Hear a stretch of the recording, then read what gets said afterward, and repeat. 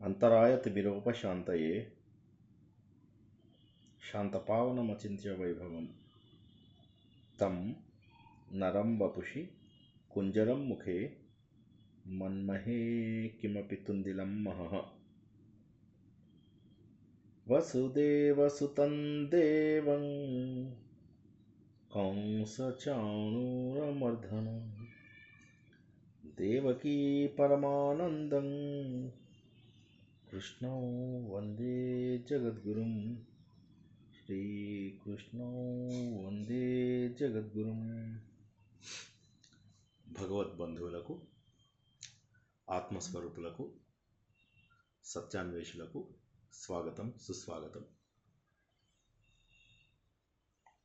విష్ణు సహస్రనామము, భగవద్గీత, లలితా సహస్రనామము ఇవి స్తోత్రంగాను, నామంగాను, జపంగాను, మంత్రంగాను అన్ని రకాలుగాను పనికొస్తాయి అన్న విషయాన్ని మనము చాలాసార్లు తెలుసుకున్నాము. అత్యంత రహస్యమైనటువంటి లలితా సహస్రనామము సంక్లిష్టమైనది అర్థం చేసుకోవడం. దాంతో పోల్చి చూసినట్లయితే విష్ణు సహస్రనామం కాస్త సులభం అని చెప్పుకోవచ్చు. విష్ణు సహస్రనామంలో మొదట్లోనే చెప్పేశారు భగవంతుడి యొక్క స్వరూపం. ఒక్క శ్లోకంలోనే మొత్తం భగవంతుడి యొక్క స్వరూపం తెలిసిపోతుంది. ఏ శ్లోకానికి ఆ శ్లోకమే పరిపూర్ణం, సంపూర్ణం. పూర్ణం అంటే చక్కగా రౌండ్గా ఉంటుందన్నమాట. ఇంకా ఏ విధమైనటువంటి వంకలు ఉండవు, ఏ విధమైనటువంటి కోణాలు ఉండవు, ఏ విధమైనటువంటి ఇబ్బందులు ఉండవు. సంపూర్ణమైనటువంటి శ్లోకాలు ప్రతి ఒక్కటి కూడా. అందుకే అంటారు సోహమేకేన శ్లోకేన స్తుత ఏవన్న సంశయ. ఒక్క శ్లోకం చదివినా చాలు అన్నటువంటి విషయాన్ని చెబుతూ ఉంటారు విష్ణు సహస్రనామంలో. ఎందుకంటే అర్థం చేసుకునే వారికి ఒక్క శ్లోకం చాలు. విష్ణు సహస్రనామంలో విష్ణు అంటే మనం అనుకున్నట్టుగా విష్ణుమూర్తి అని అనుకోకూడదు. విష్ణు అంటే ఎవరు అంటే సర్వవ్యాపకుడు అని ఇక్కడ అర్థం చేసుకోవాలి. ఇప్పుడు విష్ణు అనేసరికి మనము బ్రహ్మ విష్ణు మహేశ్వరులలో ఒక విష్ణుగా కనుక మనం గుర్తించినట్లయితే అప్పుడు ప్రతి దేవుడికి మళ్ళీ బోలెడన్ని పేర్లు వస్తాయి. మళ్ళీ అన్ని పేర్లు ఒకే రకంగా ఉంటాయి. పేర్లలో ఎటువంటి మార్పు ఉండదు. ఉదాహరణకి శర్వహ అని ఉంది, అది విష్ణుమూర్తికి ఉంది, శివుడికి ఉంది. విష్ణు ఉంది, అందరి దేవుళ్లకు అదే పేరుంది. కాబట్టి ఇక్కడ మనం గుర్తించాల్సినటువంటి విషయం ఏంటంటే భగవంతుడు అనేటటువంటిది ఒక పరబ్రహ్మ గురించి మనం ఇక్కడ తెలుసుకుంటున్నాం. ఇందులో ఉన్న దేవుడు విష్ణుమూర్తి పాల సముద్రం పైన కూర్చుంటాడు. దానికి తోడు ఏమైపోయిందంటే మనం చదువుతున్నటువంటి పుస్తకాలలో కానీ, మనకు దొరుకుతున్న పుస్తకాలలో కానీ విష్ణుమూర్తి అనగానే ముందు విష్ణుమూర్తి బొమ్మ వేసేస్తారు దాని మీద. కానీ ఇది ఆ విష్ణుమూర్తిది కాదు, ఇది పరబ్రహ్మది. ఇందులో ఉన్నటువంటి పేర్లు ఏవైతే ఉన్నాయో అవన్నీ పరబ్రహ్మకు మనం అన్వయించాలి. ఎవరైతే ఫస్ట్ గాడ్ అని చెప్పేసి అంటామో, ఏ వ్యక్తి అయితే ఈ ప్రపంచమంతా సృష్టించడానికి కారణమయ్యాడో, ఏ వ్యక్తి అయితే time and space and material, మనం ఎప్పుడు చెప్పుకుంటూ ఉంటాం ఫిజిక్స్ మాట్లాడిన ప్రతిసారి మనము టైము స్పేసు అని చెప్పి చెప్పుకుంటూ ఉంటాం. దాన్ని మన సంస్కృతంలోను మన తెలుగులోను వీటన్నిటిలో దేశకాల పరిస్థితులు అంటారు. దేశము, కాలము, తర్వాత పదార్థము. పదార్థం అంటే మెటీరియల్. సో భగవంతుడి యొక్క సర్వవ్యాపకత్వం అనేది ఏదైతే ఉందో మనం తెలుసుకున్నప్పుడు గత వారము, ఆ సర్వవ్యాపకత్వము స్పేస్ని అంటే స్థలాన్ని అంటే దేశాన్ని చూపిస్తుంది. భగవంతుడు అన్ని చోట్ల వ్యాపించి ఉన్నాడు అంటే భగవంతుడు అన్ని చోట్ల ఉన్నాడు అని చెప్పి. ఇది మన వల్ల సాధ్యం కాదు. మనం ఒక శరీరం అంటూ ఎత్తినప్పుడు ఏమవుతుందంటే ఆ శరీరము ఒక్క స్థలానికి మాత్రమే అది పరిమితమై ఉంటుంది, లిమిట్ అయి ఉంటుంది అన్నమాట. నెక్స్ట్ టైం అంటే ఏంటి అంటే కాలము. ఒక సమయంలో ఒక వ్యక్తి ఒక్క చోట మాత్రమే ఉండగలడు. ప్లీజ్ అర్థం చేసుకోండి, చాలా బ్యూటిఫుల్ పాయింట్. చాలా తక్కువ విషయాలే మనం నేర్చుకుంటున్నాము. అరగంటలో ఎన్ని నేర్చుకోగలమో అవే నేర్చుకుంటున్నాము. కష్టమైన పదములు అసలు నేను ఉపయోగించను. జాగ్రత్తగా వినండి. భగవంతుడు కాలానికి, దేశానికి, పదార్థానికి ఈ మూడింటికి కూడా భగవంతుడు వేరు. ఎందుకంటే భగవంతుడిని ఈ కాలం అనేటటువంటిది పరిమితం చేయదు. అందుకే మనం ఏం తెలుసుకున్నాం, భూత భవ్య భవత్ ప్రభు అని చెప్పేసి తెలుసుకున్నాం. అంటే past tense, present tense, future tense, భూతకాలము, భవిష్యత్ కాలము, వర్తమాన కాలం, ఈ అన్నిటికీ కూడా ప్రభు అయినటువంటి వాడు. అర్జునుడిది విశ్వరూప సందర్శన యోగంలో మనము తర్వాత తెలుసుకుంటాము. ఆల్రెడీ ఇంతకుముందు తెలుసుకున్న దాన్ని బట్టి మనం ఏం తెలుసుకోవచ్చు అంటే, అర్జునుడికి ప్రత్యేకమైనటువంటి చక్షువులని భగవంతుడు అందిస్తాడు. అందించేమంటాడు, నువ్వు ఎక్కడికి వెళ్ళాలనుకుంటావో వెళ్ళు, ఏ ప్రదేశంలో ఉంటే ఆ ప్రదేశంలో ఉండు, పాస్ట్ ప్రజెంట్స్ ఫ్యూచర్ నీ ఇష్టం, time. So time and space అనేటటువంటి లిమిటేషన్స్ తీసేశాడు.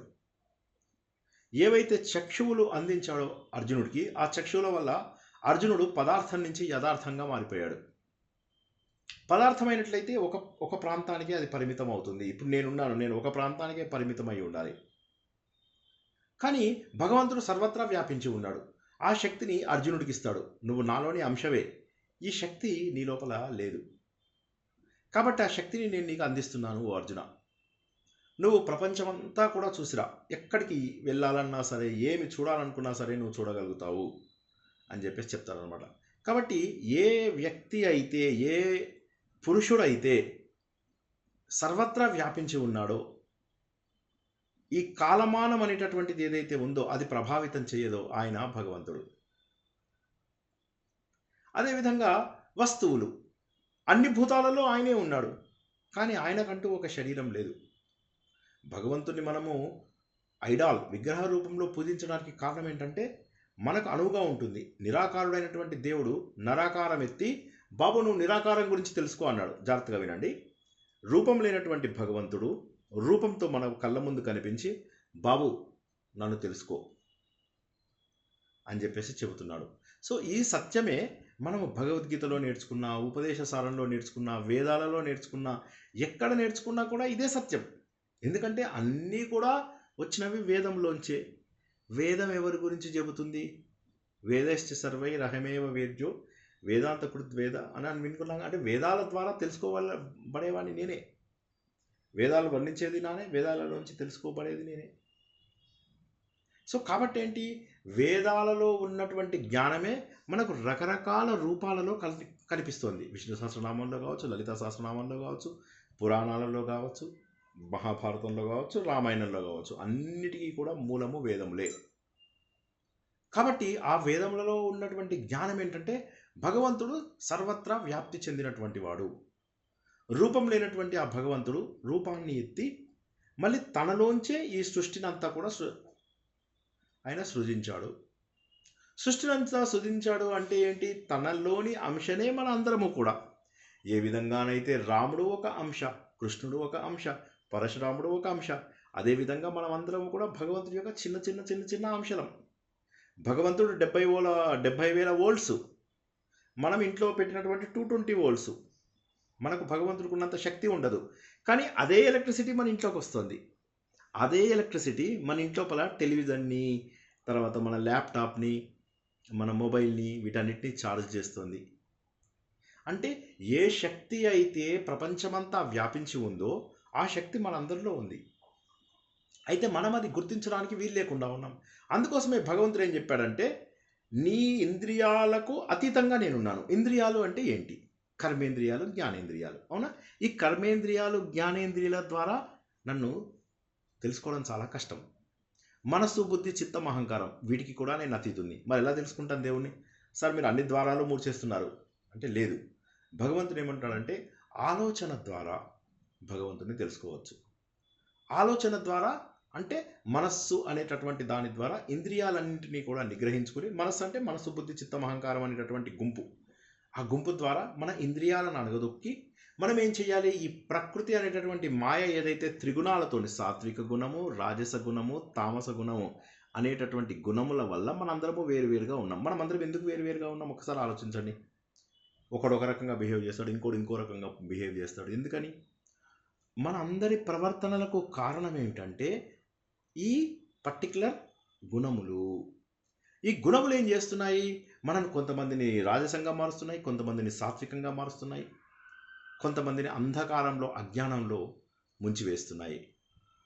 అంటే దీన్ని బట్టి ఏమర్థమవుతుంది? గుణములే మనకు చెడు చేస్తున్నాయి, మంచి కూడా చేసేవే. కాబట్టి ఆ గుణములు అనేవి లేకపోతే ప్రపంచంలో ఏది జరగదు. ఉదాహరణకి నేను ఈ సృష్టి జరగడానికి ముందు మీకు ఒక చిన్న ఉదాహరణ చెప్పాను, మళ్ళీ ఒకసారి ఆ ఉదాహరణ చెప్తాను. వంట చేయాలి అంటే కూరగాయలన్నీ తరుక్కున్నాము, దానికి కావాల్సిన పసుపు కుంకుమ ఏమేమో వేస్తాం కదా, అవన్నీ దగ్గర పెట్టుకున్నాము, పోపుల డబ్బా పక్కన పెట్టుకున్నాము, అన్నీ వేసాం గిన్నెలో, ఇవన్నీ రెడీ చేసాం. భగవంతుడు కూడా ఈ సృష్టిని ఏం చేశాడు, పంచభూతాలు పంచ జ్ఞానేంద్రియాలు పంచకర్మేంద్రియాలు అన్నీ తయారు చేశాడు. ఓకే, పంచభూతాలు పంచతన్మాత్రలు ఉన్నాయి ఇవి. ఇప్పుడు ఏమైందంటే భగవంతుడు మిగతా భాగాలన్నీ తయారు చేయడం కోసం పంచీకరణం చేయాలి. ఈ పంచీకరణం చేయాలి అంటే ఒక దాంట్లో మరొకటి కలపాలి. పంచభూతాలు ఏవైతే తన్మాత్రల రూపంలో భగవంతుడు సృష్టించాడని తెలుసుకున్నామో, మొట్టమొదటిగా శబ్దం వచ్చింది, తర్వాత స్పర్శ రూప రస గంధాలు ఏవైతే వచ్చాయో వాటన్నిటి యొక్క డిఫరెంట్ కాంబినేషన్స్ ద్వారా కాళ్ళు చేతులు ముక్కు నోరు చెవులు కళ్ళు ఇవన్నీ ఏర్పడ్డాయి. కానీ అవి ఏర్పడాలంటే ఏదో ఒకటి కావాలి. అది ఏంటి అంటే కింద పొయ్యి మనం వెలిగించాలి. ఆ నిప్పునే ఏమంటారంటే సాత్విక రాజసిక తామసిక గుణాలు అంటారు. కొన్నిటినేమో దాన్ని ఏమంటారు, వెలుతురులో పెడతాం, దాన్ని ఏమంటారు ఇది ఇట్లా తిప్పుతాం కదా, మీడియం హై ఫ్లేమ్లో పెడతాము, కొన్నిటి మీడియం ఫ్లేమ్లో పెడతాము, కొన్నిటి సిమ్లో పెడతాము. ఒక్కొక్క దాన్ని వండే పదార్థం ఒక్కొక్కటి. అదేవిధంగా సాత్విక రాజసిక తామసిక గుణాల ద్వారా ఏమవుతాయంటే రకరకాల కాంబినేషన్స్లో జనాలందరూ తయారైపోయారు. ఇందుకోసమే మనమంతా వేరువేరుగా ఉన్నాం. మనం ఎందుకు వేరువేరుగా ఉన్నాము, భగవంతుడు సాత్విక రాజసిక తామసిక గుణాలను మనకిచ్చేసి ఈ కాంబినేషన్ మీరే చేసుకోండి అన్నాడు. కొంతమందికి ఏంటి హడావిడిగా ఫుడ్ కావాలి, కొంతమందికి వేడిగా కావాలి, కొంతమందికి మీడియంగా కావాలి, కొంతమందికి చక్కటి మెత్తటి ఫుడ్ కావాలి, కొంతమందికి కాస్త గట్టిగా కొరికేటట్టుగా ఫుడ్ కావాలి అంటారు కదా. లోకంలో అందరివి భిన్న రుచులే. పుర్రెకో బుద్ధి జిహ్వకో రుచి. ఇలాగా ఆ కింద పెట్టినటువంటి ఫ్లేమ్ వల్ల మన అందరి లోపల వేరువేరు రుచులు కలుగుతున్నాయి.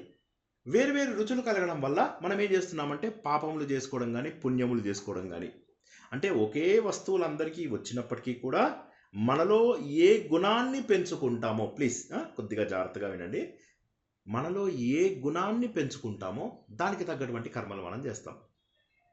ఉదాహరణకి నాకు ఒక సక్సెస్ వచ్చింది, సక్సెస్ రాగానే ఇంకా నా అంతటి వాడలేడు, రాజసం. నా లోపల ఒక చిన్న ఫెయిల్యూర్ వచ్చింది, డిప్రెషన్కి వెళ్ళిపోవడము, నిద్ర మాత్రలు వేసుకోవడము, అజ్ఞానంగా పడుకోవడము, ఆత్మహత్యలు చేసుకోవడము, ఇవన్నీ లేదు. వీటన్నిటికీ కూడా అతీతంగా ప్రశాంతంగా నేనున్నాను, ఏది ఇచ్చినా దేవుడే ఇస్తాడు అని చెప్పేసి, అది సాత్విక లక్షణం. ఈ విధంగా మనలోని లక్షణాలు ఏవైతే ఉంటాయో ఈ లక్షణాలని మనం ఎలా పెంపొందించుకుంటాం భగవద్గీతలో ఇంకా డీటెయిల్గా తెలుసుకుంటాము. ఈ గుణాలే ముఖ్యము. ఈ గుణాల ద్వారానే మనమందరము వేరువేరుగా ఉన్నాం, కానీ మనమందరము భగవంతుడు అంశనే. మళ్ళొకసారి చెప్తున్నాం, భగవంతుడు అంటే విష్ణుమూర్త, శివుడా, అమ్మవారా, ఇవందరూ పక్కన పెట్టేయండి, అందరూ ఒక్కరే. ఒకే భగవంతుడి యొక్క వేరువేరు రూపాలలో ప్రకటితమయ్యాడంతే భగవంతుడు. భగవంతుడు మేనిఫెస్ట్ అవ్వడం డిఫరెంట్ అయింది, కానీ భగవంతుడు ఒక్కడే. అందుకే మనం ఎంత బాగా తెలుసుకున్నామో అందరిలో ఉన్నటువంటి వాడు ఆ భగవంతుడు. విశ్వం మనం ఏమనుకున్నాం, ఈ జగత్తు మొత్తానికి కారణమైనటువంటి వాడు, అన్నింటిలో వ్యాపించి ఉన్నటువంటి వాడు విష్ణువు, అన్నింటిలో వ్యాపించి ఉన్నాడు. యజ్ఞం చేస్తే మనం ఏదైతే యజ్ఞం చేస్తామో ఆ యజ్ఞంలో వషట్ అని ఎప్పుడైతే ఈయన చదువుతాడో, హోత అంటే ఋగ్వేదం అతను చదువుతాడో అప్పుడు ఇతను ఏం చేస్తాడు, వషట్ అని చెప్పేసి అందులోపల అధ్వర్యుడు అని ఉంటాడు. ఆయన ఏం చేస్తాడంటే, ఆయన ఎవరు, యజుర్వేదం ఆయన. ఆ యజుర్వేదం ఆయన ఋగ్వేదం ఆయన చదవగానే ఋగ్వేదం ఆయనని హోత అని. నేను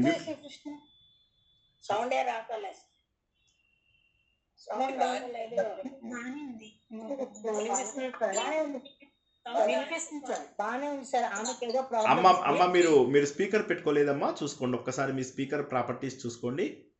ఎవరన్నా చెప్తారా ఆవిడకి మరి? ఓకే, ఆవిడది స్పీకర్ ప్రాబ్లం ఏమో, ఒకసారి స్పీకర్ పెట్టుకోమంటున్నారండి మిమ్మల్ని ఆవిడకి. ఓకే, సో సరే మరి అయితే ఈ వషట్ ఎవరైతే హోత అంటే ఋగ్వేదమైన మంత్రాలు చదువుతాడు అని మనం తెలుసుకున్నాం కదా. ఋగ్వేదమైన మంత్రాలు చదువుతాడు, యజుర్వేదమైన యజ్ఞం చేస్తూ ఉంటాడు. తర్వాత ఇంకోటి ఏంటి, సామవేదమైన ఉద్గాత అంటే పాటలు పాడతాడు, మంత్రాలని పాటల రూపంలో పాడతాడు. ఈయన అధర్వణ వేదమైన బ్రహ్మ అంటే మొత్తం ఆర్గనైజింగ్ అన్నమాట. సో ఈయన ఎప్పుడైతే వషట్ అంటాడో ఋగ్వేదమైన, ఈయన తీసుకొచ్చేసి అందులోపల హవిస్సులు తీసిందిలో వేస్తాడు అనమాట యజుర్వేదమైన. అది వెళ్తుంది ఎవరికి, మళ్ళీ పరబ్రహ్మకే. సో వషట్ అనేటటువంటిది ఎవరికైతే చెందుతుందో, యజ్ఞోవై విష్ణువు అంటారు కదా, అంటే భగవంతుడు ఆ వషట్కారుడు అన్నటువంటి విషయాన్ని మనం తెలుసుకున్నాము. అంటే విష్ణువే యజ్ఞస్వరూపుడు, ఇంకెవరో కాదు యజ్ఞస్వరూపుడు, విష్ణువే. ఆయన భూత భవ్య భవత్ప్రభు అని తెలుసుకున్నాం. ఆయనకు కాలాలతో సంబంధం లేదు. మనందరినీ కాలానికి బంధించాడు, కానీ ఆయనకు కాలంతో సంబంధం లేదు. సో ఇప్పుడు ఏమన్నాము, విశ్వం విష్ణు అన్నప్పుడు మనం ఏం తెలుసుకున్నాము, స్పేస్ గురించి తెలుసుకున్నాము. భూత భవ్య భవత్ ప్రభు అన్నప్పుడు ఏం తెలుసుకున్నాము, టైం గురించి తెలుసుకున్నాము. భూతకృత్ భూత భృత్ అని చెప్పి తెలుసుకున్నాము. భూతాలను కృత్ అంటే చేసేవాడు, భూత భృత్ అంటే భరించేవాడు, మనందరినీ సృష్టించేవాడు, మనందరినీ పోషించేవాడు అని ఏదైతే చెప్పుకుంటున్నామో ఇక్కడ మనకు పదార్థం ప్రారంభమైంది. ముందట్లో చెప్పాను, టైము స్పేసు మెటీరియల్, ఈ మూడు మనం తెలుసుకున్నాము. దేశము, కాలము, పదార్థము. దేశం గురించి తెలుసుకున్నాము, కాలం గురించి తెలుసుకున్నాము. పదార్థం అంటే మనందరము పదార్థాలతో తయారై, ఇదంతా ఒక పదార్థం. పంచభూతములతో తయారైన దాన్ని పదార్థం అంటాం. జాగ్రత్తగా వినండి, టైము, స్పేసు, పదార్థం, ఈ మూడింటితోటే భగవంతుడు ప్రపంచమంతా చేశాడు. ఒక్కసారి ఎవరైనా నేను చెప్పిన మాటను రిపీట్ చేయండి.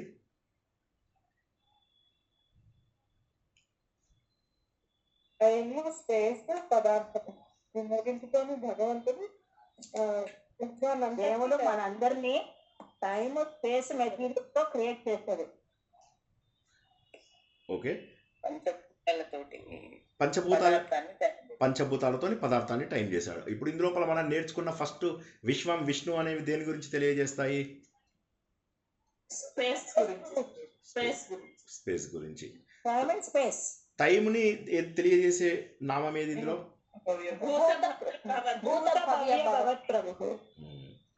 భూతకృత్ భూత భృత్ అనేసరికి ఏమైపోయింది, సృష్టించేవాడు, మెయింటైన్ చేసేవాడు, పోషించేవాడు, అది పదార్థం. సో ఇప్పుడు అర్థమైందా ప్రపంచాన్ని భగవంతుడు ఎలా తయారు చేశాడో. ఏదైతే సృష్టి, పోషణ, పదార్థం. ఒక్కసారి సుధా గారు, ఇప్పుడు నేను అడుగుతాను ప్రశ్న, మీరు చక్కగా జవాబు ప్రయత్నం చేయండి. విశ్వం విష్ణు అన్నప్పుడు ఏ క్యారెక్టరిస్టిక్, ఏ లక్షణం మనకు వస్తుంది సుధా మేడం? విశ్వం విష్ణు అన్నప్పుడు టైము, స్పేస్, మెటీరియల్, ఇందులోపల ఏది వస్తుంది, ఏ క్యారెక్టర్ వస్తుంది?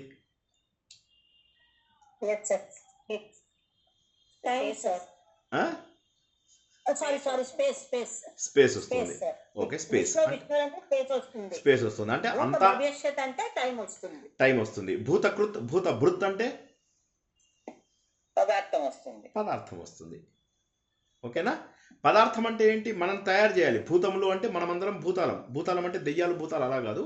భూతము అంటే ఉండేవి అని మీనింగ్ అన్నమాట. భవతిలోంచి భూతం వచ్చింది. ఆ భూతము, ఈ భూతాలు ఉన్నాయి కదా, ఈ భూతాలన్నింటినీ తయారు చేసి ఈ భూతాలన్నీ భరించేవాడు అనేసరికి ఏమొస్తుంది, పదార్థం వస్తుంది. ఓకేనా? టైము, స్పేసు, మెటీరియల్, మూడు వచ్చాయి. ఇంకెవరన్నా చెప్పండి ఇదే మాటలు ఇప్పటివరకు మాట్లాడని వాళ్ళు, ఇంకెవరైనా? Okay, very good. ఇందులో టైంకి సంబంధించింది ఏది సుమిత్ర గారు, ఏ పేరు?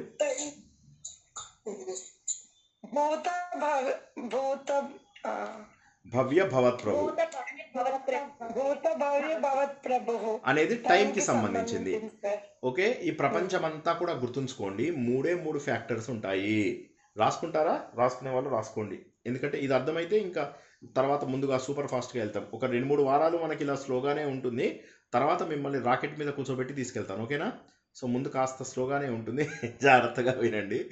ముందు ఇది లాజిక్ అర్థం కావాలి. భగవంతుడు ముందు స్థలాన్ని తయారు చేశాడు, తర్వాత సమయాన్ని తయారు చేశాడు, తర్వాత మనందరినీ తయారు చేశాడు. ప్రాకృతిక సృష్టి, వైకృతిక సృష్టి అని చెప్పేసి మనం నేర్చుకున్నాం చాలాసార్లు. దాన్నే ఇక్కడ చెప్తున్నాడు, కొత్తది ఏమీ కాదు.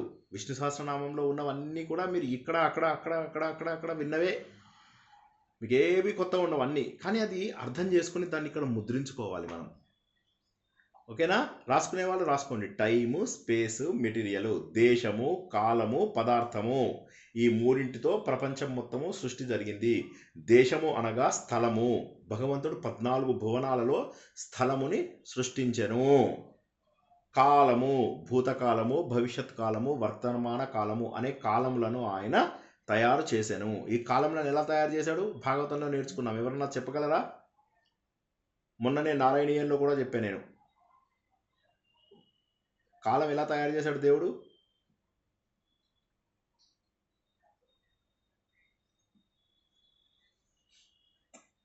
మనవంతరాలు మన్వంతరాలు వచ్చేటప్పుడు అది మన్వంతరాలది హైయెస్ట్ లెవెల్. లోయెస్ట్ లెవెల్ ఏంటి?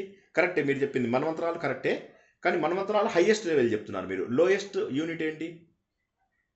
చంద్రవంశం, సూర్యవంశం, చంద్రవంశం. కాదు. మన్వంతరం కరెక్ట్. మన్వంతరం కంటే ఇంకా లోయెస్ట్కి వెళ్ళండి. మన్వంతరం దేని నుంచి వస్తుంది మీకు? యుగముల నుంచి వస్తుంది. యుగములు దేని నుంచి వస్తాయి? సంవత్సరాల నుంచి వస్తాయి. సంవత్సరాలు దేని నుంచి వస్తాయి? నెలల నుంచి వస్తాయి. నెలలు దేని నుంచి వస్తాయి? రోజుల నుంచి వస్తాయి. రోజులు కాదు. రోజులు దేని నుంచి వస్తాయి? సమయం నుంచి, ఘడియల నుంచి వస్తాయి. ఘడియల నుంచి ఇలా నిమిషాలు ఇవన్నీ వచ్చి త్రసరేణువు అని చెప్పి మొట్టమొదటి యూనివు. అంటే సూర్యకిరణాలు వస్తాయి కదా, ఒక డస్ట్ పార్టికల్ ఇక్కడి నుంచి ఇక్కడికి సూర్యకిరణాన్ని దాటే సమయాన్ని త్రసరేణువు అంటారు. అది TRA త్రిషాని త్రసా చేయండి. త్రిష హీరోయిన్ తెలుసు కదా, త్రిషాని త్రసా చేయండి. అలా తయారైందనమాట సమయం. సో దేవుడు ఒక్కొక్క దాన్ని, అందరూ అర్థం కాని వాళ్ళ ఇంట్లో ఎవరున్నా అడగండి, మొహమాట పడద్దు. ఎందుకంటే ఫస్ట్లోనే అర్థం కాకపోతే తర్వాత ఏమవుతుంది? వదిలేస్తాం. దయచేసి నోరు మూసుకున్న వాళ్ళు అడగండి, నోరు తెరవండి. ఎందుకు ఇంత కామ్గా ఉన్నారు నాకు అర్థం కాదు. చక్కగా అడగండి కదా. మీరు తప్పు పోతే సంతోషం, చాలా సంతోషం. తప్పు చెప్తే మంచిది, నేర్చుకోవడానికి అవకాశం ఉంటుంది. ఎవరైనా మాట్లాడాలి అంటే క్షణం కన్నా చిన్నదండి. అవునమ్మా, క్షణం కన్నా చిన్నది. సార్ త్రుటి అంటే అదేనా సార్? త్రుటి అన్నా ఇంకా అక్కడి నుంచి ఒక్కొక్క యూనిట్ వస్తుంది. త్రుటి, నిమేషము, ఇలాంటివన్నీ కూడా వస్తాయి. వచ్చి చివరికి మనకు ఈ ఘడియల్లోకి మారడము, ఘడియలు మనకు రోజుల్లోకి మారడము, రోజులు మళ్ళీ మనకు నెలల్లోకి మారడం, ఇలా జరుగుతుంది. ఇది కాల నిర్ణయం.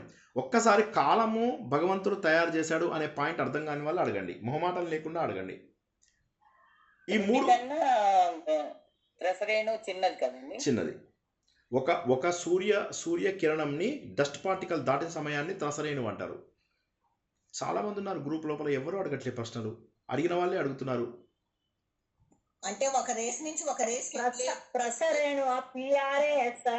అయ్యో, మీకు హీరోయిన్ త్రిష తెలుసా? కాదు, అంతే అంతే కరెక్ట్.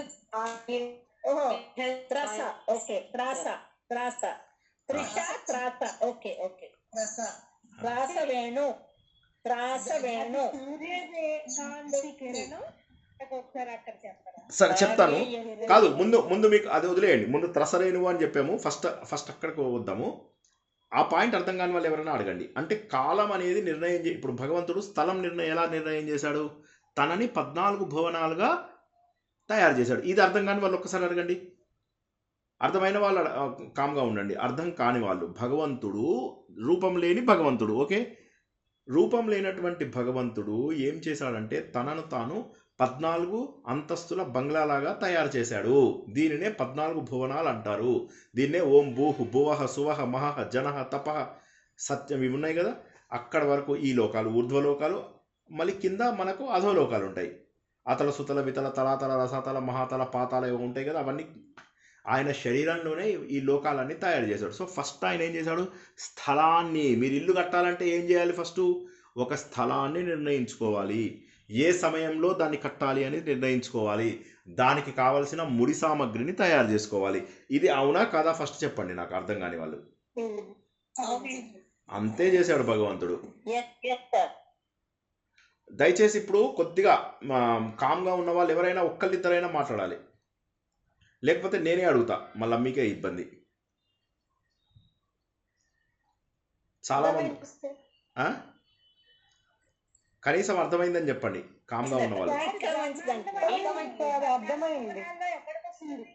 ఏంటమ్మా అనురాధ? బ్రహ్మాండం అంటే ఈ 14 లోకాల్లో ఎక్కడికి వస్తుంది? ఈ 14 లోకాలు మెయిన్ లోకాలు. ఈ 14 లోకాలలో మళ్ళీ వందల వేల లక్షల కోట్ల లోకాలు మళ్ళీ ఉన్నాయి. ఇప్పుడు నేను చెప్పిన లోకాలలో మీకు చంద్రలోకం వచ్చిందా? ఇంద్రలోకం వచ్చింది, సరే. చంద్రలోకం వచ్చిందా, పితృలోకం వచ్చిందా, అగ్నిలోకం వచ్చిందా, వాళ్ళు వాయులోకం, ఇవన్నీ కూడా సెపరేట్ డిపార్ట్మెంట్స్. స్వర్గలోకం కూడా ఉంది కదా సార్. స్వర్గలోకం స్వర్గలోకం ఇందాక వచ్చింది కదా, అతల సుతల ఓం భూహ ఓం భోహ ఓం సువహ. సువహ అంటే స్వర్గలోకం. సో కాబట్టి స్వర్గం వచ్చేసింది. సత్యలోకం అంటే బ్రహ్మలోకం. సో వచ్చేసాయి. కానీ అందులోపల మళ్ళీ మల్టిపుల్ ఉన్నాయి. ఒక్కొక్క ఫ్లోర్ లోపల వందల కొద్ది, వేల కొద్ది, లక్షల కొద్ది అపార్ట్మెంట్స్ ఉన్నాయి. మీరు సింపుల్గా అర్థం చేసుకోండి. ఇప్పుడు మీరు ఇల్లు కట్టాలి. ఇందులో మళ్ళీ ఒకసారి మొదటి నుంచి చెప్తున్నాను, ఒకసారి ఇవాళ క్లియర్ అయిపోవాలి. ఇది క్లియర్ అయిపోతేనే ముందుకెళ్దాం, లేకపోతే లేదు. ఇవాళ 3 శ్లోకాలు చెప్దాం అనుకున్నా, ఒక్క శ్లోకం కూడా వద్దు. ఫస్ట్ అర్థం చేసుకోండి, కాన్సెప్ట్ అర్థం చేసుకోండి. మీరు ఇల్లు కట్టాలంటే ఏం చేస్తారు? ఇందులో కామ్గా ఉన్న వాళ్ళకి మాత్రమే చెప్తున్నా నేను. కామ్గా ఉన్న వాళ్ళు మాట్లాడకపోతే నేను మాట్లాడిస్తా, చెప్తున్నాను. ముందు ఫస్ట్ ఇల్లు కట్టాలంటే మీరు ఏం చేస్తారు? ఒక స్థలం చూజ్ చేసుకోవాలి. అవునా కదా, స్థలం చూసుకుంటారు కదా. తర్వాత ఒక సమయం, ఏ సమయంలో కట్టాలి అని చెప్పి డిసైడ్ చేసుకుంటారు. స్థలం అయిపోయింది, తర్వాత సమయం అయిపోయింది. మూడవది ఏంటి? వస్తువులు, పదార్థం. భగవంతుడు కూడా ఈ మూడింటితోటే తయారు చేస్తాడు: స్థలము, సమయము, పదార్థము. రాసుకోండి, ఇవన్నీ రాసుకోవాలి. రాసుకుంటే మీకు ఇంకెక్కువ బాగా అర్థమవుతుంది. సో దేశము, కాలము, పదార్థము, టైము, స్పేసు, మెటీరియల్, ఈ మూడింటితోటి తయారు చేయాలి. భగవానుడు ఏం చేశాడు? ముందు ఏమీ లేదు, ప్రపంచం అంతా ఏమీ లేదు, ఈ విశ్వం అంతా ఏమీ లేదు, ఒక చైతన్యం మాత్రం ఉంది. అప్పుడు భగవంతుడు తన సంకల్పంతో, ఎప్పుడో మనకు తెలియదు, ఏ పురాణంలోనూ చెప్పలేదు, వేదంలో కూడా చెప్పలేదు, ఎప్పుడు ప్రారంభమైంది ఈ సృష్టి అనేది చెప్పలేదు. కేవలము భగవంతుడు తన సంకల్పంతో ఈ సృష్టిని తయారు చేశాడు అని చెప్పాడు. సంకల్పంతో సృష్టిని తయారు చేసినప్పుడు మరి ఫస్ట్ దేశం కావాలి, తర్వాత కాలం కావాలి, తర్వాత పదార్థం కావాలి. దేశం కోసం ఏం చేశాడు? తన శరీరాన్నే 14 మెయిన్ అపార్ట్మెంట్స్ లాగా ఫ్లోర్స్ లాగా తయారు చేశాడు. ఒక్కొక్క ఫ్లోర్ లోపల వందల కొద్ది అపార్ట్మెంట్లు పెట్టాడు. అంటే 14 భువనములు, ఆ భువనములలో అనేకమైన బ్రహ్మాండములు. భువనములు, అందులో బ్రహ్మాండములు. ఇది ఫస్ట్ దేశం అయిపోయింది, పక్కన పడేయకండి, మైండ్లో పెట్టుకోండి. ఏదంటే అదే మీరు, అది ప్రాబ్లం మీతో అది. ఇంక రెండోది ఏంది? సమయం. సమయం ఎలా తయారు చేయాలి? ఇప్పుడు మనకేమో సమయంతో ఉంటుంది. అరే 9 o'clockకి క్లాస్ అటెండ్ అవ్వాలని కొంతమంది, 9 o'clockకి మంచిగా నిద్రపోదామని కొంతమంది, ప్రవచనం వింటే బాగా నిద్ర వస్తుంది అని కొంతమంది. సో ఇలాగా కొంతమంది డాక్టర్స్ కాల్ చేసి నాకు చెప్తున్నారు, సార్ మీ వల్ల మా దగ్గరికి పేషెంట్లు రావడం మానేశారు. ఎందుకంటే పడి నిద్రలు పోతున్నారు హ్యాపీగా. ఎవరికి స్లీపింగ్ ట్యాబ్లెట్స్ అవసరం లేదు. మెడికల్ షాప్ వాళ్ళు కూడా నాకు కాల్ చేసి గోల చేస్తున్నారు. సో ఈ వెంటనే నిద్రలోకి వెళ్ళిపోతున్నారు, తురియావస్థలోకి పంపించేస్తున్నారు, ఇక వాళ్ళకి రోగాలు ఏమొస్తాయి అని డాక్టర్లు ఒకటే గోల. సో ఏమవుతుంది? మనకేమో సమయంతో మనం లిమిట్ అయ్యాం. భగవంతుడు ఏం చేశాడంటే సమయం తనే పుట్టించాడు. ఎలా పుట్టించాడు? చిన్న యూనిట్ ముందు త్రసరేణువు, దాన్ని అలా మల్టిప్లై చేసుకుంటూ రోజులు, నెలలు, సంవత్సరాలు, తర్వాత యుగములు, తర్వాత మన్వంతరములు, ఇలా మొత్తం మీద సమయాన్ని తయారు చేశాడు. సో ముందు దేశం తయారైపోయింది, తర్వాత సమయం తయారైపోయింది. ఇప్పుడు మూడవ ముడి పదార్థం ఏమిటి? పదార్థము. అదేమిటి? పంచభూతములను సృష్టించి వాటికి గుణములను కలపడం ద్వారా, ఏం గుణాలు? దేవతలను సాత్విక గుణంతోటి, రాక్షసులను రాజస గుణంతో, పశువులను తామస గుణంతో తయారు చేశాడు. మనుషులను ఏం చేశాడు? 3 ఇచ్చి నీ ఇష్టం వచ్చినట్టుగా కలుపుకో అన్నాడు. అనేసరికి మనం ఏం చేశాము? దేవుడిచ్చినటువంటి రిసోర్సెస్ని యూజ్ చేసి కొంతమంది రాక్షసులుగా తయారవుతున్నారు, కొంతమంది ఏమో పడి నిద్రపోతున్నారు. కాదు సార్, సిచ్యువేషన్ బట్టి మారుతున్నాం మనం. రాజస, తామస, సత్వగుణం. సో అలాగే వెళ్ళి జనాలు, సో అలాగ 3 గుణాలని ఎవరు ఎక్కువ కావాలంటే అది యూజ్ చేసుకుంటారు. కొంతమందికి నిద్ర ఎక్కువ ఇష్టం, వాళ్ళు ఏం చేస్తారు? 9ంటికి ఈయనకి ఏం పని పాట లేదు, ఈయనకి ఉద్యోగం చేస్తున్నాడా, ఏం చేస్తున్నాడా, ఆయన మానేశాడా? సో హ్యాపీగా పడుకునే టైంలో ఏమిటి అని కొంతమంది పడి నిద్రలు పోతున్నారు. సో ఇలా కాకుండా మనకేమైందంటే భగవంతుడు ఈ 3 గుణాలని మనుషులకు ఇచ్చి చిన్న ప్రమాదం చేశాడు. చేయకుండా మనల్ని రాక్షసుల్లాగా జంతువులను చూడండి. పందిని ఒక మనిషిట ఈ జన్మలో మంచిగా అంతా చేసుకోలేదు, వచ్చే జన్మలో పందిగా పుట్టాడు, హ్యాపీగా బురదలో పడి దొర్లుతున్నాడు. అది చూసినటువంటి ఒక సన్యాసి అక్కడికి వచ్చాడు. వచ్చి ఏం చేశాడు? దాని మీద నీళ్లు చల్లుతాడు. చల్లగానే దానికి పూర్వజన్మ జ్ఞాపకం వస్తుంది. జ్ఞాపకం రాగానే అంటాడు అనమాట, పంది ఏంటయ్యా ఇలా ఉన్నావు, చక్కగా రా, ఇంత బాగుంది మనిషి జన్మ, ఎందుకు పాపాలు అవి చేసుకున్నావు అంటే, సార్ మీకు ఏం చెప్పాలా, మస్తున్నది ఇక్కడ. బురదలో పొర్లుతుంటే మస్తున్నది. ఈ మురికి లోపల పొర్లుతుంటే ఎంత ఆనందంగా ఉందో తెలుసా? సో కాబట్టి పశువులు ఆనందంగా ఉంటాయి. ఇప్పుడు సింహం ఉంది. సింహం ఏం చేస్తుంది తెలుసా? వెళ్ళిపోయి పెద్ద జంతువుని ఏదో కొడుతుంది. కొట్టగానే ఇంత ఇంత ఇంత ఆహారం తింటుంది. మిగతాదంతా వదిలేసి వెళ్ళిపోతుంది. అరే ఇది నెక్స్ట్ డేకి దాచుకుందామని అనుకోదు. చాలా తమస్సు కూడా చాలా ఆనందం. ఇంగ్లీష్లో కూడా చెప్తారు దాన్ని, ఇగ్నోరెన్స్ ఈజ్ బ్లిస్ అని. పశువులాగా పుట్టించినా బాగుండేది మనని. రెండోది, రాక్షసుల్లాగా పుట్టించినా బాగుండేది. 4 చావు కొట్టే వాళ్ళని జనాల్ని. ఓకే, సో శుభ్రంగా ఉండేది. ఇక దేవతల్లాగా పుట్టించినా బాగుండేది, హ్యాపీగా ఉండేది. అందరికీ స్వర్గలోకం ఎలా ఉంటుందో తెలుసా? ఎవరైనా స్వర్గలోకం ఎలా ఉంటుందో చెప్పండి ఒకసారి. మనం చాలాసార్లు డిస్క్రైబ్ చేసుకున్నాం, సినిమాల్లో చూసాం. స్వర్గలోకం అద్భుతంగా ఉంటుంది. పైన పెద్ద సింహాసనం మీద ఇంద్రుడు కూర్చుంటాడు.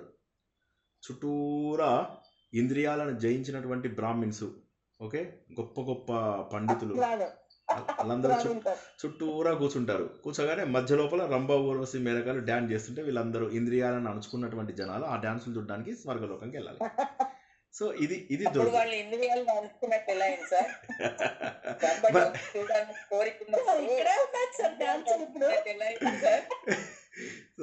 సో దీన్ని బట్టి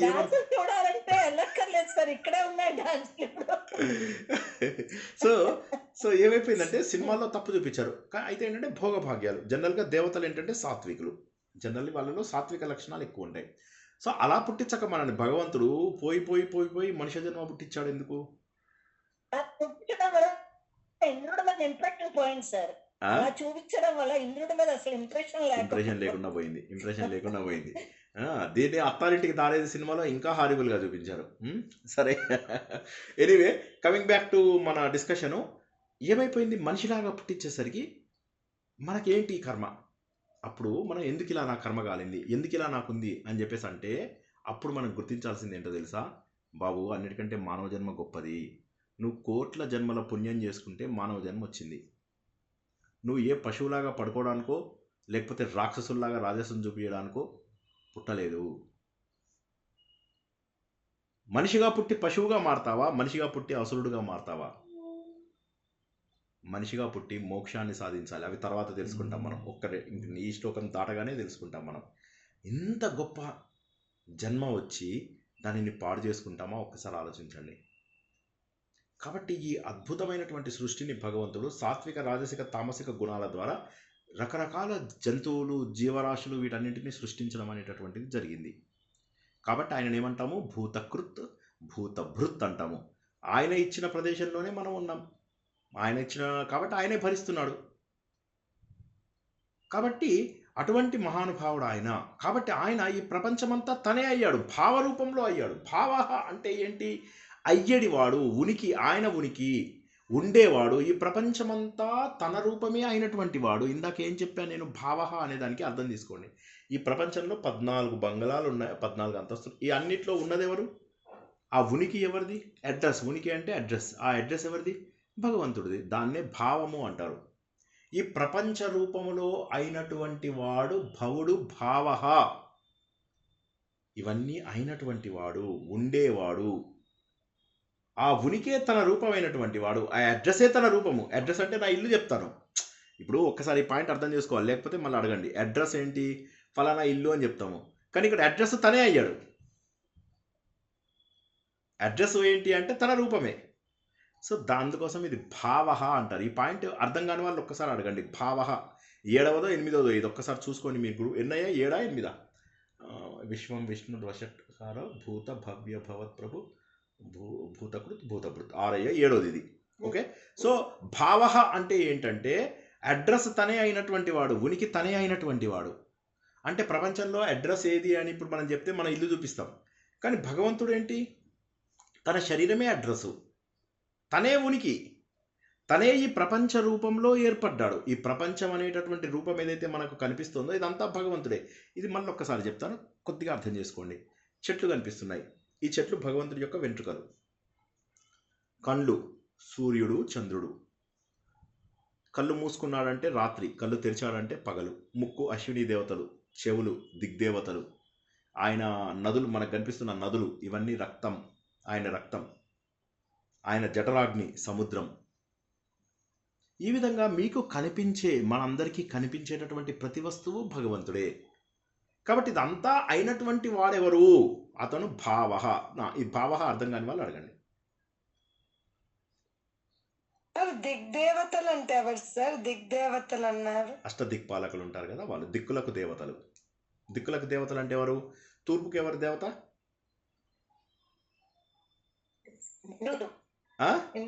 ఇంద్రుడు. పడమరకి వరుణుడు. ఉత్తరానికి కుబేరుడు. దక్షిణానికి యముడు. తర్వాత ఈశాన్యానికి ఈశానుడు. ఓకే, ఈశానుడు. నైరుతి దిక్కుకి నైరుతి కాదు, నిరుత్తి. ఓకే, ఆగ్నేయానికి అగ్ని. వాయవ్యానికి దిగ్దేవతలు మీరే చెప్పారు కదా, నేను ఎక్కడ చెప్పాను? అన్ని మీరే చెప్పారు. నేను ఒక్కటి కూడా చెప్పే అవకాశం ఇవ్వలేదు కదా. బాగా చెప్పారు, వెరీ గుడ్.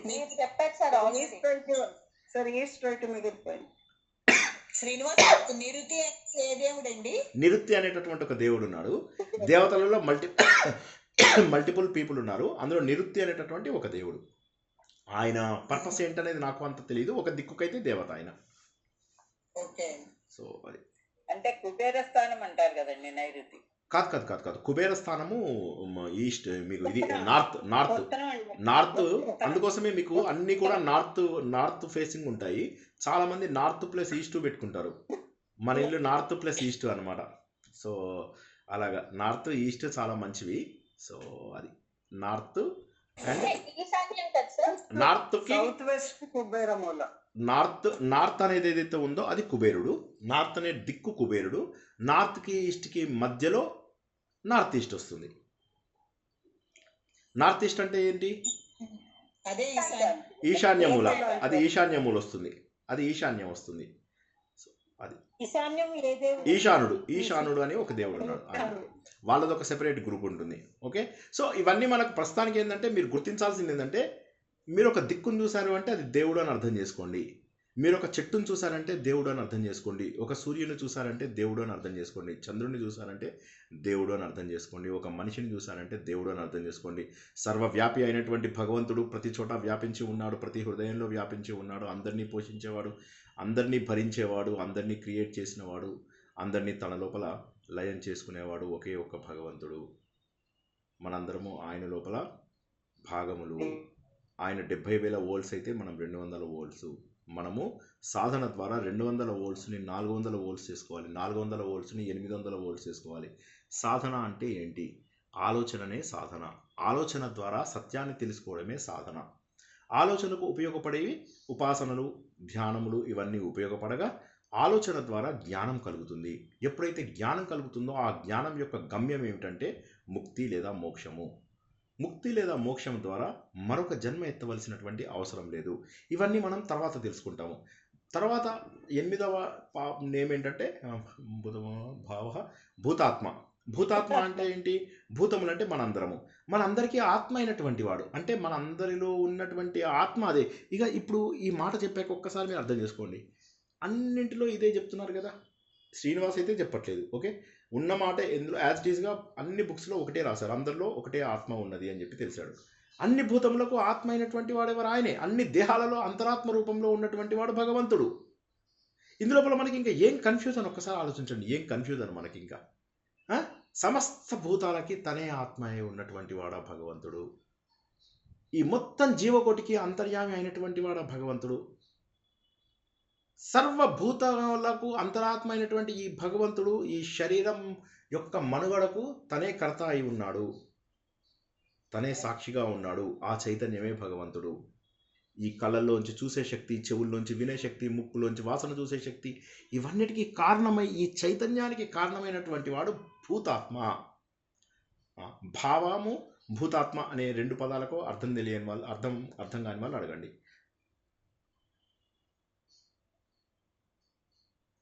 కొంతమంది కామ్గా ఉన్నారు. మొహమాట పడకండి, ఎందుకంటే మొహమాట పడితే నేర్చుకోలేరు. నేను మళ్ళా చెప్తున్నా, మొహమాట పడితే నేర్చుకోలేరు. ఏదో టైంపాస్కి వినడం కాదు కదా, చక్కగా నేర్చుకోండి. ఎంత ఆనందం అనిపిస్తుందో ఇవన్నీ చదువుతుంటే. ఇటువంటి భగవంతుడి యొక్క శక్తిని మనం తెలుసుకుంటున్నాము, ఎంత ఆనందం ఉండాలో చూసుకోండి. చాలామంది కామ్గా ఉన్నారు. ఓకే, సో చక్కగా ప్రశ్నలు కనీసం దగ్గర రెడీ చేసి పెట్టుకోండి. కనీసం ప్రశ్నలని రెడీ చేసి పెట్టుకొని అడగడానికి ప్రయత్నం చేస్తూ ఉండండి. ఓకే, ఇప్పుడు భూత సార్, అర్థం చేసుకోవడానికి ప్రయత్నం చేస్తున్నాం సార్. అష్టదిక్కులే కదా సార్ భూతాత్మ అంటే? ఏంట? అష్టదిక్కు ఆ? భూతాత్మ అంటే ఇప్పుడు మీరు చెప్పిన అష్టదిక్కులే కదా సార్. కాదు కాదు, భూతాత్మ మనలో ఉన్న ఆత్మ ఉండేటి ఆత్మ అరూపంగా ఉండేవాడు, ఆత్మగా ఉండాడు. మనందరిలో ఉండే ఆత్మ భూతాత్మ. అంతరాత్ముడుగా ఉండాడు. కరెక్ట్. తానే కర్తృ చైతన్యానికి ఆయన కారణమైనోడు భూతాత్ముడు. చాలా చక్కగా చెప్పారు. మనలో. Wonderful wonderful. మనలో ఉన్న మన శరీరంలో ఉన్నటువంటి ఆత్మ, మన శరీరంలో ఉన్న చైతన్యం. ఇప్పుడు నేను చేతులు ఇలా ఎలా లేపగలుగుతున్నాను చెప్పండి? ఆ చైతన్యం వల్ల. ఆ చైతన్యం లేకపోతే అంతే పడిపోతాం. ఆ చైతన్యమే భగవంతుడు, దాన్నే భూతాత్మ అంటాము. కాబట్టి ఆ భగవంతుడే ఈ భవనకు కారణము. భవనం అంటే ఏంటి? ఉండడము. భవనం అంటే ఉండడము. ఈ భూత భావన అంటే అన్ని భూతములకి భావన. ఇందాక భావ అని చెప్పి భగవంతుడి గురించి తెలుసుకున్నాం. అంటే ఏంటి? ఈ ప్రపంచమంతటికి అడ్రస్ తను అన్నటువంటిది భావ అనే దగ్గర తెలుసుకున్నాం. ఇప్పుడేంటి? భూత భావన. ఈ భూతములన్నింటికి కూడా కారణమైనటువంటి వాడు ఎవరు? ఈ సృష్టికి లయం చేసుకోవడానికి, ఉండడానికి, దీని అన్నిటికీ కారణమైనటువంటి వాడు భూత భావన. మనందరికీ పోషించి నిలుపుతున్నాడు. తల్లిదండ్రులు ఏ విధంగానైతే పిల్లలకు పోషించి వారందరినీ పెద్దవాళ్ళని చేస్తారో, అతడు జగత్పిత, ఆయననే పరమాత్మ, ఆయననే భూత భావన అని చెప్పేసి ఏదైతే అంటున్నామో, అతడు భూతములను భావించేవాడు, అంటే భవముగా ఉండేవాడు, కలిగించేవాడు, వృద్ధి చెందించేవాడు. తను భావ, తనేమో అయ్యేటివాడు. ఏమయ్యేటివాడు? తన ఉనికి, తనే అడ్రస్గా అయ్యేటటువంటి వాడు భావ. ఇక్కడేంటి? భూత భావన. భూతములన్నింటికీ కూడా వాడిని ఉండేలాగా చేస్తున్నాడు. భావ అంటే ఉండడము. ఆ ఉండేలాగా భూతములన్నింటికీ కూడా ఉనికిగా ఉండేటటువంటి వాడు. భూతములన్నింటినీ పుట్టించి వాటన్నింటినీ వృద్ధి చెందించేవాడు భూత భావన. అంటే మన శరీరం కూడా భవనం లాంటిది.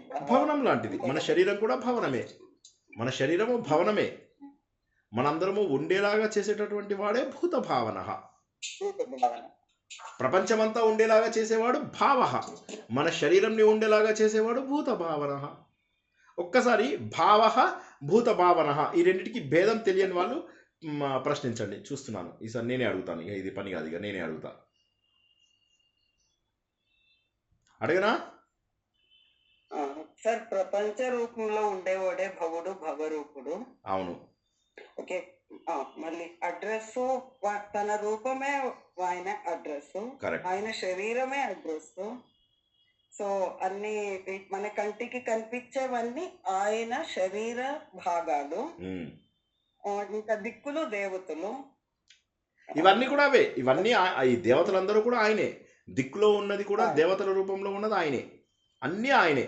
అన్నీ కూడా ఆయన, ఆవిడ, వాటెవర్.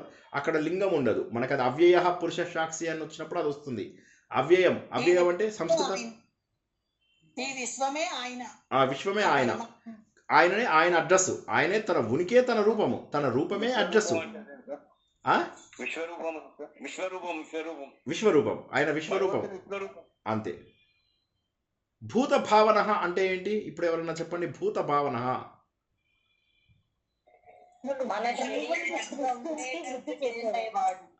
మన శరీరంలో ఉండి, అంటే మనను పుట్టించేవాడు, మనని పెంచేవాడు, వృద్ధి చెందించేవాడు, అంటే మనను ఉండేలాగా చేసేవాడు. భవ అంటే ఉండడము, భవతి అంటే ఉండడము. అలా మనందరినీ కూడా భవించేలాగా చేసేవాడు, అంటే మనందరినీ ఉండేలాగా చేసేవాడు. అంటే మన యొక్క పోషకుడు, తల్లి తండ్రిలాగా పోషకుడు. భూతముల యొక్క భవమునకు కారణము, భూతముల యొక్క నిలుపుదలకు కారణమైనటువంటి వాడు భూత భావన అనేటటువంటిది. మరి భగవంతుడు ఎలాంటి వాడు అంటే పూతాత్మ. పూత అంటే పవిత్రమైనటువంటి ఆత్మ. పవిత్రమైనటువంటి ఆత్మ అంటే ఏంటంటే, ఇక్కడ సార్ పవిత్రాత్మ అంటే ఏంటి సార్ వీళ్ళు చెప్తుంటారు, క్రిస్టియన్స్ చెప్తుంటారు అట్లాంటిది ఏదన్నా అంటే అది కాదు. పూతాత్మ అంటే ఇక్కడ మీనింగ్ ఏంటంటే గుణములతో సంపర్కం కాకపోవడం. గుణములు అంటే ఏంటి? సాత్విక గుణము, రాజస గుణము, తామస గుణము. ఇప్పుడు మనకు మన ఆత్మలు ఏవైతే, అంటే మన లోపల ఉన్నటువంటి భగవంతుడు ఆత్మ ఏదైతే ఉందో, సారీ. సో భగవంతుడు గుణములు లేనటువంటి వాడు. కేవలో నిర్గుణశ్చ, కేవలుడు నిర్గుణుడు, కేవలో నిర్గుణశ్చ, గుణములు కలిగినటువంటి వాడు కాదు. మనం ఏం చేస్తున్నాం? గుణములను కలిగి ఉన్నాం. సాత్విక, రాజసిక, తామసిక గుణములను కలిగి ఉన్నాము. సో గుణములకు అతీతమైనటువంటి వాడు భగవంతుడు. దీనికి ఎగ్జాంపుల్ మనం ఒక 100 సార్లు 1,00,000 సార్లు తెలుసుకున్నాం. ఏం తెలుసుకున్నాము? దేవుడికి 3 ప్రదక్షిణాలు చేస్తాము. ఎందుకు చేస్తాము? మొదటి ప్రదక్షిణము, దేవుడా నా లోపల తామస గుణము తొలగించు. రెండవది, నాలో రాజస గుణం తొలగించు. మూడవది, సాత్విక గుణము నీకు దగ్గరగా అయ్యేలాగా చెయ్యి అని 3 గుణములతోటి 3 ప్రదక్షిణములు అయిన తర్వాత గుణములకు అతీతుడు అంటే గుణములు లేనటువంటి ఆ భగవంతుడిని చూసే అర్హత వస్తుంది. అందుకే గుడిలో ఎన్ని మొక్కులు లేని వాళ్ళు 3 సార్లు ప్రదక్షిణం చేస్తారు. 3 సార్లలో గుణాతీతుడైనటువంటి భగవంతుడికి 3 సార్లు ప్రదక్షిణం చేసి, ఓ భగవంతుడా నువ్వు నిర్గుణుడవు, గుణములు లేనటువంటి వాడివి, కేవలో నిర్గుణశ్చ. శ్వేతాశ్వతర ఉపనిషత్తు. సో యజుర్వేదంలో మొన్న మనం తెలుసుకున్నాం. సో ఆ ఉపనిషత్తు ప్రకారము కేవలో నిర్గుణశ్చ, భగవానుడు ఒకే ఒక్కడు, కేవలం అంటే ఒకే ఒక్కడు. అటువంటి భగవంతుడు ఆయన నిర్గుణుడు. దానినే పూత ఆత్మ అని అంటారనమాట. అంటే ఇంకొకళ్ళు లేరు భగవంతుల్లో. ప్రకృతి లోపల ఉన్నటువంటి గుణాలతో సంబంధం పెట్టుకున్నది మనము, కానీ భగవంతుడికి సంబంధం లేదు. ఆయన తన ఇచ్ఛతోటి సృష్టించాడు ప్రకృతిని. ఈ ప్రకృతిలోనే సాత్విక, రాజసిక, తామసిక గుణాలు ఉన్నాయి. ఆ ప్రకృతిని మనం పట్టుకుని ఇదే మనము, ఈ శరీరమే నేను, ఈ దేహంతో ఏర్పడిన దేహాలే నావి అని చెప్పేసి అనుకుంటున్నాము. ఏంటి కట్ అయిపోయిందా? ఓకే, కట్ అయిందా? వినిపిస్తుంది కదా? ఏదో నాకు సౌండ్ వచ్చింది కట్ అయినట్టు. బ్రేక్ అవుతుంది. బ్రేక్ అవుతుందా? ఇంకా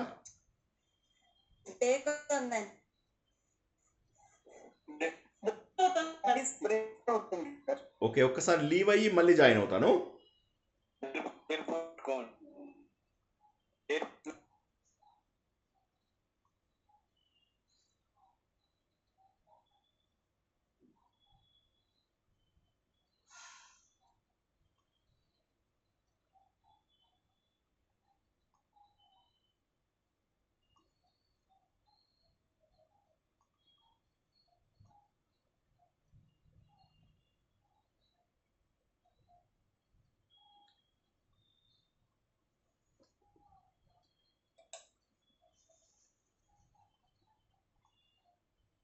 హలో, వినిపిస్తుందా ఇప్పుడు?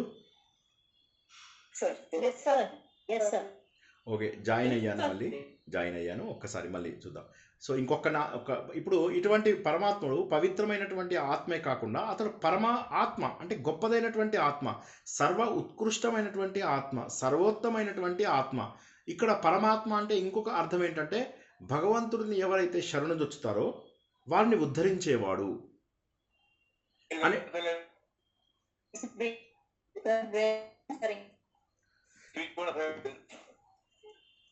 ఓకే, ఒక్కసారి let me try.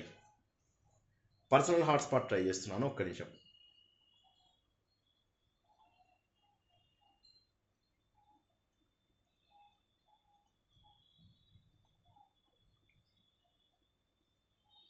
Hello hello hello hello hello hello hello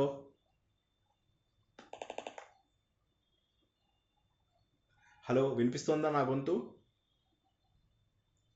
hello hello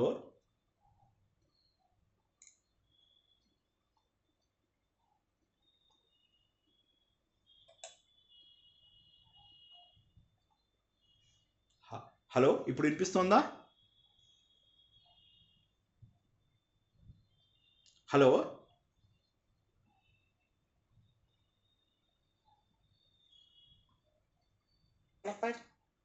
వినిపిస్తుందా? హలో, ఇంకా బ్రేక్ అవుతుందా? ఇంకా బ్రేక్ అవుతుందా? ఇప్పుడు నేను ఇంటర్నెట్ మార్చాను, యాక్చువల్లీ నెట్ మార్చాను, మొబైల్ నెట్. బాగుందా? ఓకే. హలో, ఇప్పుడు ఓకేనా? అదే ఇంటర్నెట్.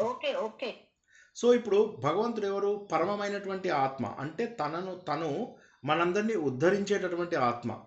అంటే భగవంతుడు శాశ్వతుడు, నిత్యుడు, సత్యము అయినటువంటి ఆ భగవంతుడి యొక్క ఆత్మని పరమాత్మ అంటాం. మన లోపల ఉన్నప్పుడు జీవాత్మ అంటాము. ఉత్కృష్టమైనటువంటి ఆత్మనే భగవంతుడు అంటాము. మరి ఆ ఉత్కృష్టమైనటువంటి ఆత్మ ఆయనది. అది పూతాత్మ, పవిత్రమైనటువంటి ఆత్మ, గుణములు లేనటువంటి ఆత్మ, ఏ విధమైన గుణముల సంబంధం లేని కేవలం నిర్గుణశ్చ అనేటటువంటి ఆత్మ. అటువంటిది అన్నిటినీ ఉద్ధరించేటటువంటి ఆత్మ. కాబట్టి మరి ముక్తి ఎవరికైతే కావాలో, ఎవరికైతే మోక్షం కావాలో, వారి యొక్క అల్టిమేట్ డెస్టినేషన్, ఇది నిన్న కూడా మనం తెలుసుకున్నాము, అల్టిమేట్ డెస్టినేషన్ ఆ పరబ్రహ్మనే. ముక్తానాం, ముక్తి పొందినటువంటి వారికి పరమాగతి, ముక్తి పొందిన వారికి పరమాగతి, ముక్తి పొందాలనుకునే వారికి, ముక్తిని పొందిన వారికి పరమగతి, ఉత్తమమైనటువంటి గతి ఏంటంటే ఆ భగవంతుడే. అంటే భగవంతుడిని చేరుకుంటే మళ్ళీ మనము వెనకకి రావాల్సిన అవసరం లేదు. దాన్నే ముక్తానాం, ముక్తి చెందినటువంటి వ్యక్తులకి పరమాగతి. ముక్తానాం ఏ విభక్తి? సార్ ద్వితీయ సంస్కృత తెలీదు, అష్టమి సార్. షష్ఠీ విభక్తి సార్, షష్ఠీ విభక్తి బహువచనం. బహువచనం. సో ముక్తానాం, ముక్తి పొందినటువంటి వారికి పరమగతి అయినటువంటి వాడు ఈ భగవంతుడు. సో పరబ్రహ్మ ఎటువంటి వాడు? మనం ఏం తెలుసుకున్నాం? ముందుగా భగవంతుడు టైము, స్పేసు, మెటీరియల్ తయారు చేశాడు. తయారు చేసిన తర్వాత పవిత్రమైనటువంటి ఆత్మ భగవంతుడు, మనది భూతాత్మ లేదా మన లోపల జీవాత్మ అని చెప్పేసి తెలుసుకున్నాము. ఈ జీవాత్మలు పరమాత్మను చేరుకోవాలి అంటే ఇదే ముక్తానాం పరమాగతి. అంటే ఎవరికైతే ముక్తి కావాలనుకుంటారో వారి యొక్క అల్టిమేట్ డెస్టినేషను భగవంతుడు అన్నటువంటి విషయాన్ని తెలుసుకుని ఆపుకుందాం. ఆత్మసుఖము వీడి నీ ఆట కొరకు పాత్ర పోషణ చేసితి సూత్రధారి, విశ్రమించద నీ పాదం ఆశ్రయించి పరమకరుణాంతరంగా శ్రీ పాండురంగ. జై శ్రీకృష్ణ. సో ఇవాళ మనం నేర్చుకున్నవి చాలా సులభమైనటువంటివి. మనము జీవాత్మ, భగవంతుడు పరమాత్మ. పరమాత్మలో కొంత భాగము మనము, భగవంతుడు 70,000 వోల్ట్స్ అయితే మనం 200 వోల్ట్సు అన్న విషయాన్ని తెలుసుకున్నాము. మన యొక్క పరమగతి భగవంతుడే. నేనంటే భగవంతుడు అంటే పూజలు చేయడము, పురస్కారాలు చేయడం కాదు, ఆలోచన ద్వారా సత్యాన్ని తెలుసుకుని ఆ సత్యానికి దగ్గరయ్యి భగవంతుడికి మనం దగ్గరవుతాము. సో అది భగవంతుడు అనమాట. ఆ ముక్తానాం పరమాగతి అంటే ఎవరికైతే ముక్తి కావాలనుకుంటారో వారికి చివరి గతి, అల్టిమేట్ డెస్టినేషన్ ఆ భగవంతుడే అన్నటువంటి సత్యాన్ని మనం ఈరోజు తెలుసుకున్నాం అన్నమాట. సో చాలా ఉన్నతమైనటువంటి విషయాలని తెలుసుకున్నాము. ఏమైనా ప్రశ్నలు ఉంటే తీసుకుందాం.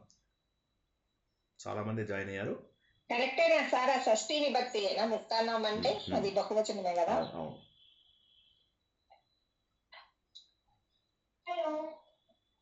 ఇంకెవరైనా ప్రశ్నలు?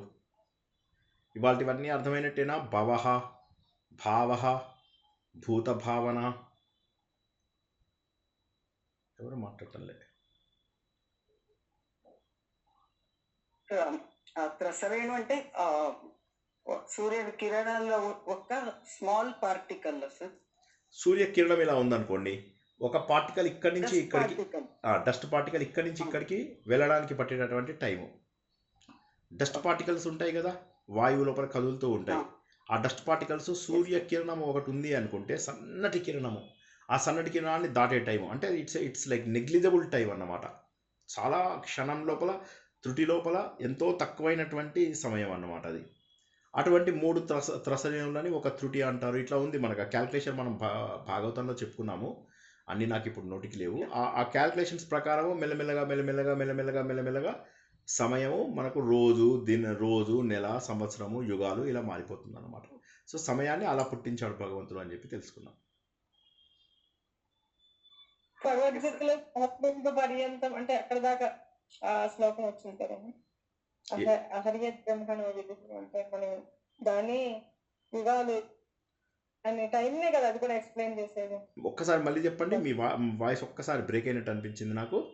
ఒక్కసారి అదే టైంనే 8వ అధ్యాయంలో చెప్పేది సహస్రయుగ పర్యంతం అహర్య బ్రహ్మణో విదుః ఆ శ్లోకం కూడా సహస్రయుగ time పర్యంతంది కదా. అదేంటంటే 1000 యుగాల పాటు 1000 యుగాలైతే ఒక మన్వంతరం అవుతుంది.